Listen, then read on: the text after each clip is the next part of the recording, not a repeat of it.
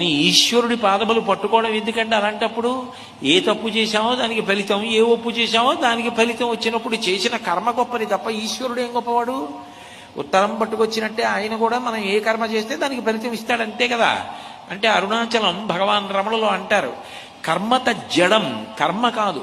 ఈశ్వరుడు అనుగ్రహించాడు అనుకోండి, ఈ జన్మలో బుద్ధి తెచ్చుకొని నేను భక్తితో బ్రతికితే ఆ చేసిన పాపకర్మ వలన వస్తున్నటువంటి తీవ్రమైనటువంటి ఫలితాన్ని బాగా తగ్గించేసి తక్కువగా చెయ్యగలడు. ఆపదామపహర్తారం దాతారం సర్వసంపదాం లోకాభిరామం శ్రీరామం భూయో భూయో నమామ్యహం. వచ్చే ఆపదని తీసేసి దాని స్థానంలో సంపదని ఇవ్వగలిగిన వాడు భగవంతుడు. నమః శివాభ్యాం అశుభాపహాభ్యాం. రావలసిన అశుభాన్ని తీసేసి శుభాన్ని అనుగ్రహించగలిగిన వాడు భగవంతుడు. అందుకని చేసిన కర్మకి ఫలితం నేను భరించలేనంతగా రాకుండా తగ్గించగలిగిన శక్తి కూడా ఈశ్వరుడికి ఉంది. అందుకని ఈశ్వర భక్తి గొప్పది.